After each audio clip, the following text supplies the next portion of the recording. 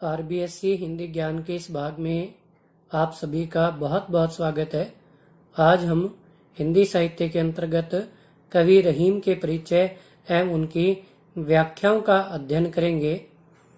देखिए, कवि रहीम, इनका मूल नाम अब्दुल रहीम खान खाना था और इनका जन्म 1556 ईस्वी में लाहौर पाकिस्तान में हुआ था और इनकी मृत्यु 1626 ईस्वी में हुई थी। इनके पिता का नाम बैरम खां था, जो बादशाह अकबर के संरक्षक थे। माता का नाम सुल्ताना बेगम। इनकी भाषा अवधी और ब्रज थी। इनके काव्य में श्रृंगार, शांत और हास्य रस का समावेश मिलता है। इन्होंने अपने काव्य में दोहा, सोरठा, कवित्त और सवैया छंद का अधिकाधिक प्रयोग किया है। इनकी रचनाओं में रहीम दोहावली, बरवई नायिका भेद, मदनाष्टक, रास पंचाध्यायी, नगर शोभा और श्रृंगार शोरठा आदि मुख्य हैं। इनकी विशेषताएं कि कवि रहीम एक मध्यकालीन कवि, सेनापति, प्रशासक, आश्रयदाता, दानवीर, कला प्रेमी और विद्वान थे। जन्म से एक मुसलमान होते हुए भी हिंदू धर्म के प्रति अगाध श्रद्धा व्यक्त करते थे और ये श्री कृष्ण के उपासक थे। कवि रहीम ने अपने काव्य में रामायण, महाभारत, पुराण और गीता जैसे ग्रंथों के कथानकों को उदाहरण के लिए चुना। अर्थात इनके उदाहरण रामायण, महाभारत, पुराण और गीता जैसे ग्रंथों से लिए गए हैं। इनके काव्य में नीति, भक्ति और श्रृंगार का समन्वय मिलता है। आइए इनकी व्याख्याओं का अध्ययन करते हैं। अच्युत चरण तरंगिनी, शिव सिर मालती माल, हरि ना बनाओ सुरसुरी, कीजो इंदव बहाल। देखिए, इस प्रस्तुत दोहे में कवि रहीम ने गंगा के प्रति अपने भक्ति भाव को प्रकट करने का प्रयास किया है।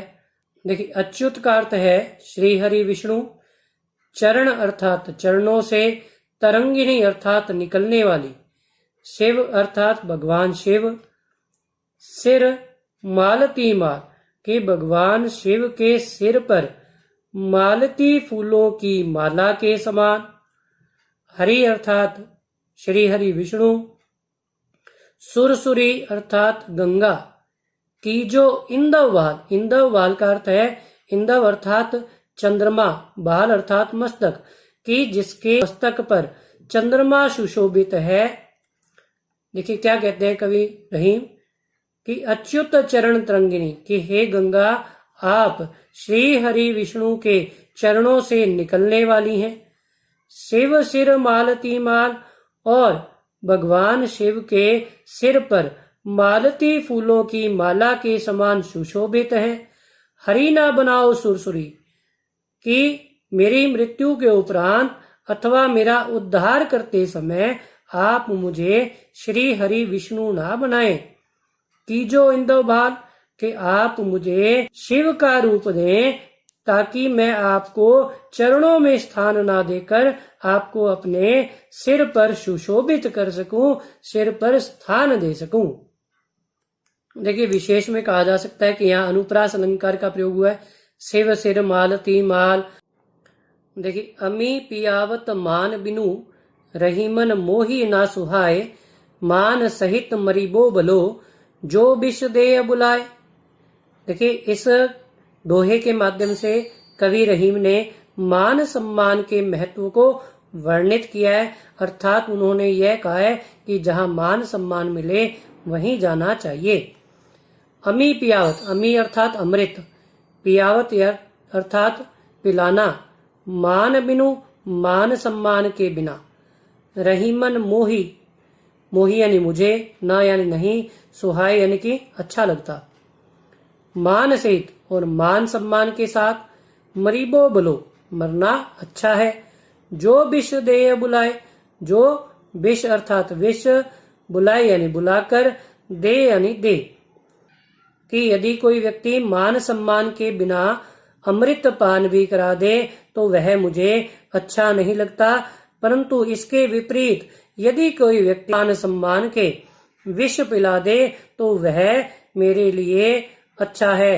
अर्थात व्यक्ति को केवल वहीं जाना चाहिए जहां उसे मान सम्मान प्राप्त हो। कदली सीप भुजंग मुख, स्वाति एक गुण तीन, जैसी संगति बैठिए तैसोई फल दीन। देखिए, प्रस्तुत दोहे के माध्यम से कवि रहीम ने संगति के प्रभाव को वर्णित करने का प्रयास किया है।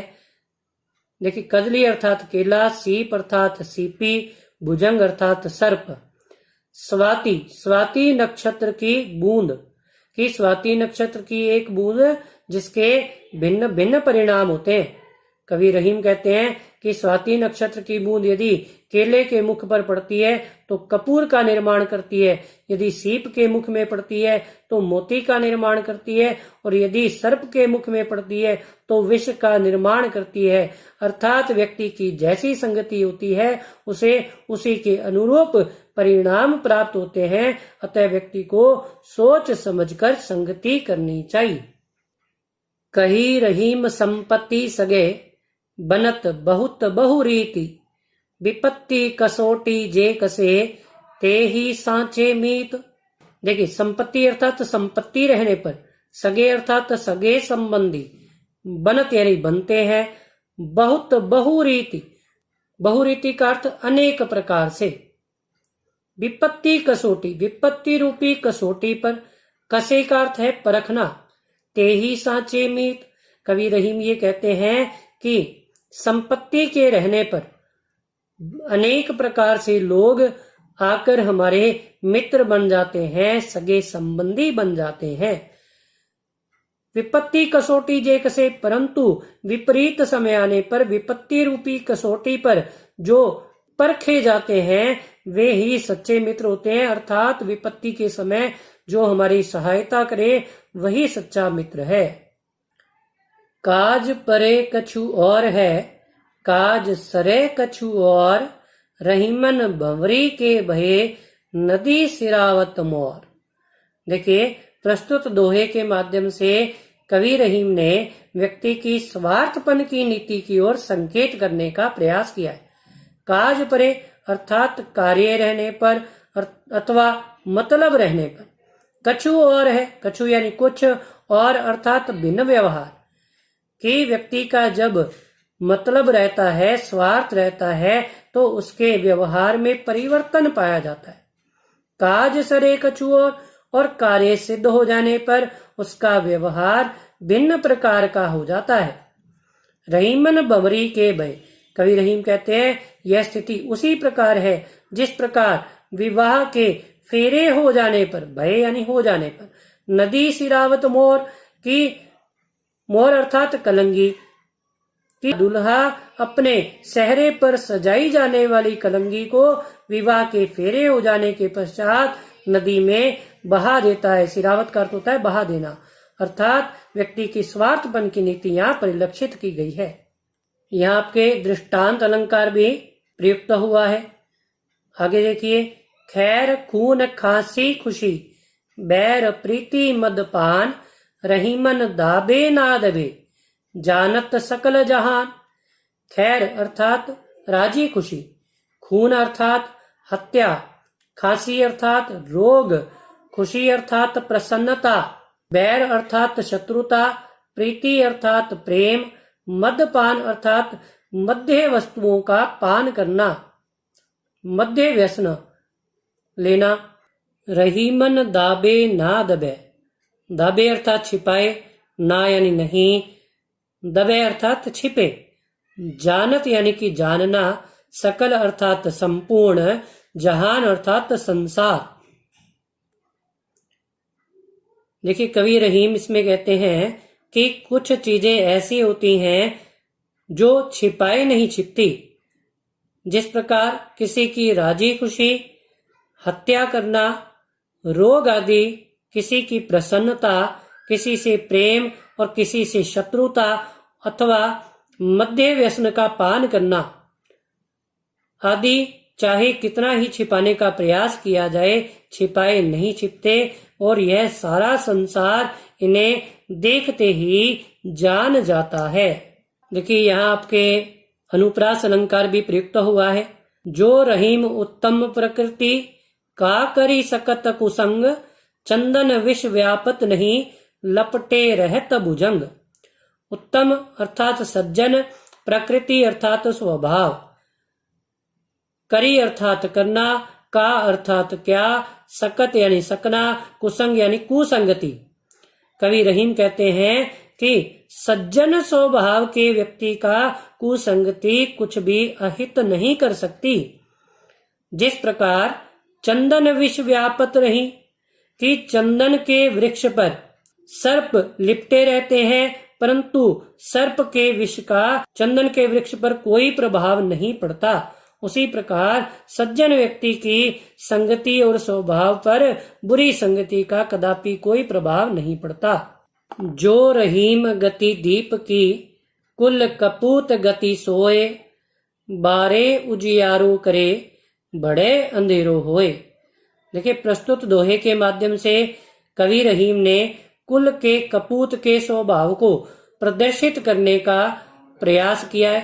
कवि रहीम कहते हैं कि कुल के कपूत की और दीपक अर्थात प्रज्वलित होने वाले दीपक की गति, उनकी स्थिति एक जैसी होती है।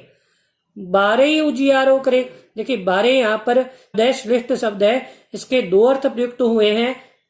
एक तो दीपक के अर्थ में इसका अर्थ है जलना, और कपूत के संबंध में इसका अर्थ है जन्म लेना। उसी प्रकार बड़े के भी दो अर्थ हैं। बड़े का अर्थ दीपक के संबंध में बुझना और बड़े का अर्थ कपूत के संबंध में बड़े होना। कवि रहीम कहते हैं कि दीपक की और कुल के कपूत की गति एक समान होती है। जिस प्रकार दीपक जलने पर अंधकार को दूर करता है, परंतु जब उसे बढ़ा दिया जाए अर्थात जब वह बुझ जाए तो चारों ओर पुनः अंधकार व्याप्त कर देता है, उसी प्रकार कुल के कपूत के जन्म के समय अत्यधिक खुशियां मनाई जाती हैं, परंतु जब वह बड़ा होकर अपने कुआचरण से संपूर्ण परिवार को लज्जित एवं कलंकित कर देता है, अर्थात उनके जीवन को भी अंधकारमय बना देता है। देखिए बारही और बड़े दोनों के भिन्न भिन्न अर्थ प्रयुक्त हुए हैं, इसलिए यहाँ पर आपका श्लेष अलंकार प्रयुक्त हुआ है और यह दोहा छंद का उदाहरण है। रहीमन ओछे नरण सो, बैर बलो ना प्रीत, काटे चाटे स्वान के, दो भांति विपरीत। ओछे नरण अर्थात नीच, नरण अर्थात व्यक्ति, सो यानी से, बैर अर्थात शत्रुता, भलो यानी कि भली, ना यानी नहीं, प्रीत अर्थात प्रेम।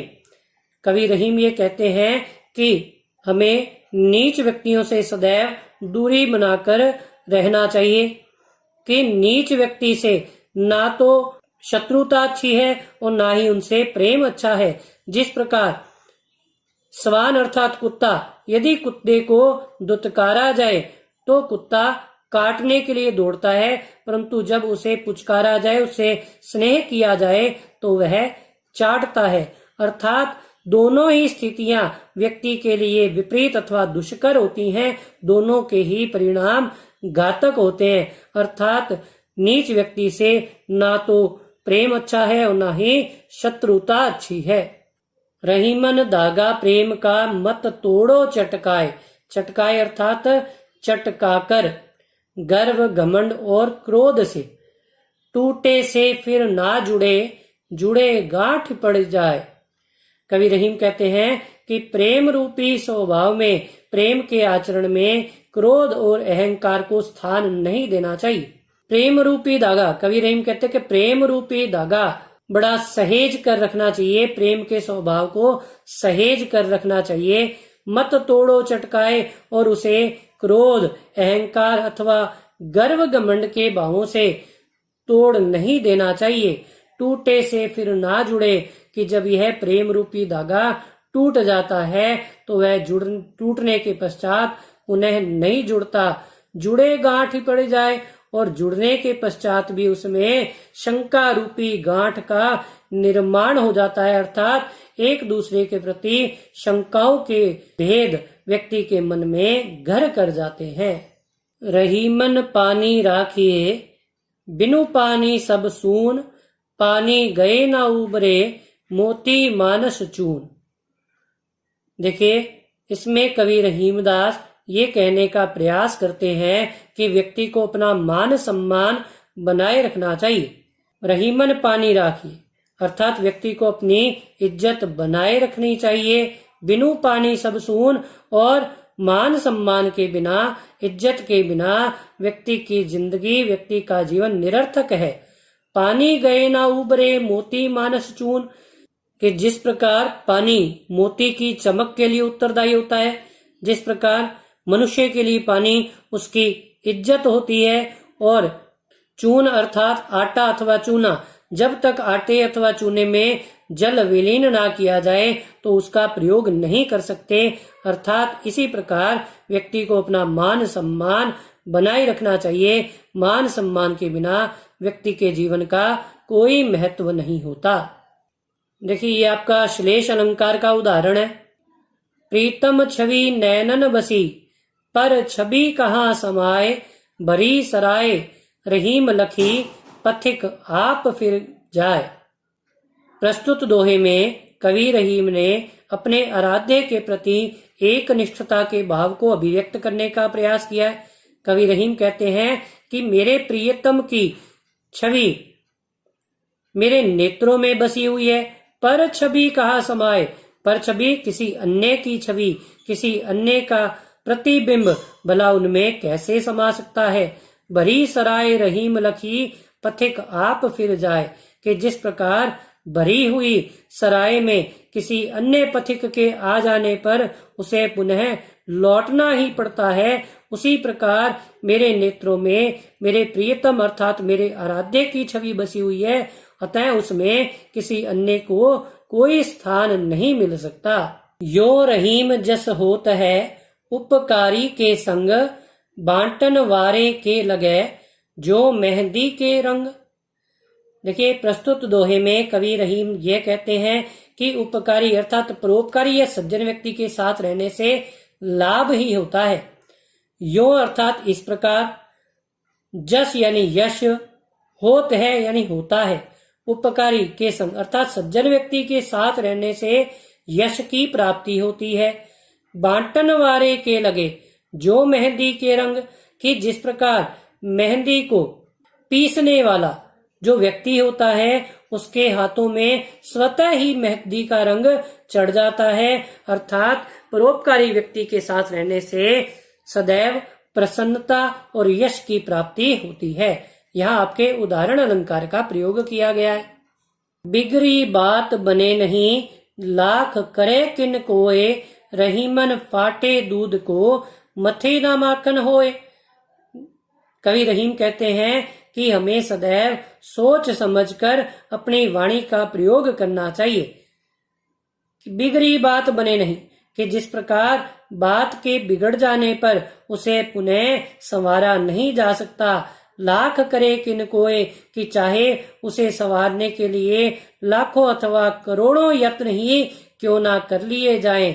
रहीमन फाटे दूध को, कि जिस प्रकार दूध के फट जाने पर उसे चाहे कितना ही मथा जाए परंतु उसे मक्खन की प्राप्ति नहीं होती। अतः व्यक्ति को अपने जीवन में सदैव अपनी वाणी का सोच समझकर प्रयोग करना चाहिए। मथत मथत माखन रहे, दही मही बिल गाय, रहीमन सोई मीत है, भीर परे ठहराए। भीर का अर्थ है संकट का समय, कठिन समय, विपरीत समय। कवि रहीम ये कहते हैं कि सच्चे मित्र की पहचान विपरीत समय होने पर रहती है, अथवा सच्चा मित्र कठिन समय आने पर भी हमारा साथ नहीं छोड़ता। जिस प्रकार दही को मथने से उसमें दही और छाछ अलग हो जाते हैं, परंतु छाछ में फिर भी मक्खन विद्यमान रहता है, वह उसका साथ नहीं छोड़ता। उसी प्रकार सच्चे मित्र चाहे कैसी भी स्थिति आ जाए, प्रत्येक संकटपूर्ण स्थिति में वे अपने मित्र का साथ नहीं छोड़ते। अतः हमें भी मित्रता को इसी भांति निभाना चाहिए। आशा करता हूं कि आप सभी को कवि रहीम की ये व्याख्या भली भांति समझ में आई होंगी। यदि आपको यह वीडियो अच्छा लगा हो तो चैनल को लाइक और सब्सक्राइब करना ना भूलें। आगे के अध्यायों की चर्चा हम अगले वीडियो में करेंगे। धन्यवाद।